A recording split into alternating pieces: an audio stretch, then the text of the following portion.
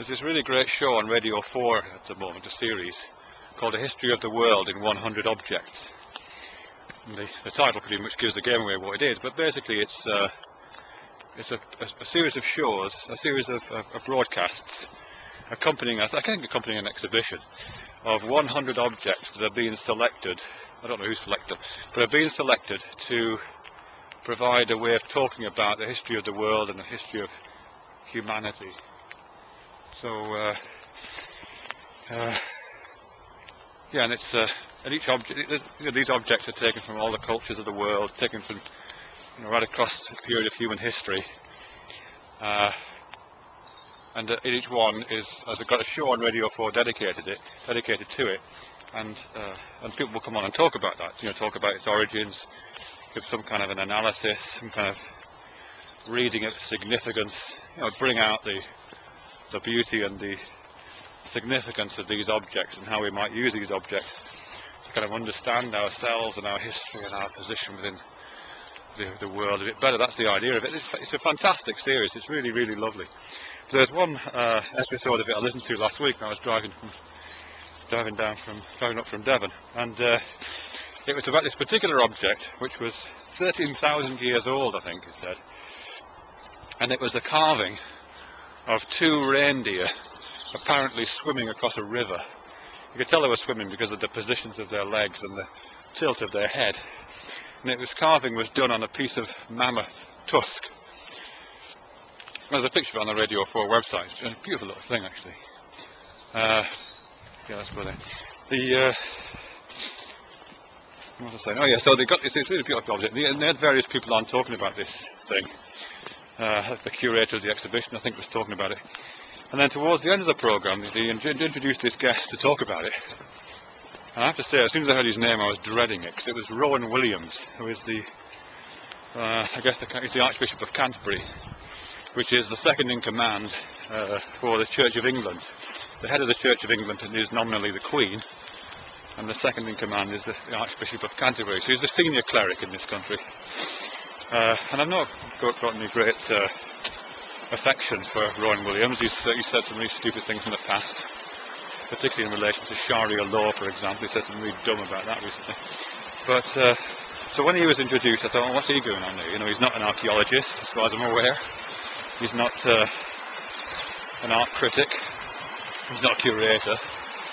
He's just why are we wheeling this ecclesiastic out to talk about this old carving? And they usually do it. They usually bring clerics out to give the whole thing some kind of moral gloss. Come on, Peter, here you go. Go on. To give some kind of moral gloss to what they're talking about. And I think that's kind of what they were doing this, but they did it in a really interesting way, because he was speaking, he only spoke for about 5 minutes on this. And I was expecting him to say something vaguely religious. I think it's kind of his job, really. And I thought it'd be a little bit of a version of the Thought for the Day, which you get on Radio 4, where somebody says something anodyne in the morning, accompanied it by a passage from Scripture, and we're supposed to feel good about that. So that's what I was expecting. But what he actually said was really interesting. Not in terms of its content so much, but the fact that it was him that was saying it. Because what he was saying about this object, he mentioned the word God in the first sentence, didn't use the word God after that. But all of his discussion about the significance of this object was about its function as a way of, so I wish I could remember his exact word, of allowing us to understand our relationship to the world better, to try to grasp our position in a complex and mysterious world as proto-humans, or as early humans. It was all that kind of language. And as I say, after he mentioned the word God in the first sentence, he never mentioned it again. And certainly nothing of what he said was anything remotely Christian, or anything remotely, or specifically Christian, certainly, or and certainly not specifically Church of England. I mean, what it sounded like pantheism, or some version of pantheism. That's what it sounded like he was saying. And the God that he was talking about didn't sound like the Christian God at all, certainly not the God of the Old Testament.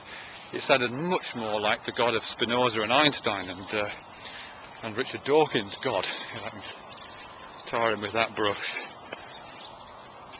Which I thought was really interesting, because several things follow from that. Firstly, I think that the God that he seemed to be alluding to, I suspect, would be a God that most, maybe not most, but many, many Christians would not recognise a God at all. And listening to Rowan Williams talking, I think you would have to conclude that he wouldn't necessarily be a Christian. He'd be some kind of pantheist, perhaps a religious naturalist. That would be his orientation. So he comes off as a special kind of atheist, actually. I mean, to the extent that those faiths are usually regarded, those beliefs, pantheism, religious naturalism, are usually regarded as versions of atheism by religious communities. He would come off as an atheist. And it's quite unusual, second in command of the Church of England being an atheist. I think he is, albeit a spiritual one. And the second thing I noticed is not so much the fact of what he was saying, but how it affected me, really. Because he was saying all this, and I was kind of nominally brought up Church of England. That's what's on my, used to be on my passport, and that's, you know, I used to go to Sunday school like many people my age, and there was compulsory religious education classes in school, that kind of thing. But the Church of England faith is very, very anodyne. It's really, really bland. It's basically a series of social engagements that you keep throughout the year. It's a bit boring. It doesn't really make any ripples on the surface of your life. It's incredibly dilute. I mean, it's like homeopathically dilute, actually. I mean, to the extent that although it's labelled as a religion on the bottle, you know, it has all those kind of labels to do with churches and men in dresses and all that kind of stuff. When you actually look inside it, there doesn't seem to be any religion there. It has that kind of, as I say, ultra-light, ultra-dilute homeopathic quality, the Church of England. So when Rowan Williams was talking in this way, in this kind of Lion King circle of life, maybe just been to see Avatar kind of pantheist way, he actually came across as more religious than the Church of England. And that's how it struck me. I thought, this person is speaking more religiously than the religion of the faith that I was notionally brought up in. Which I thought was rather odd, really, that atheism, as some would define it at least, sounds more religious than the state religion of this country. Weird.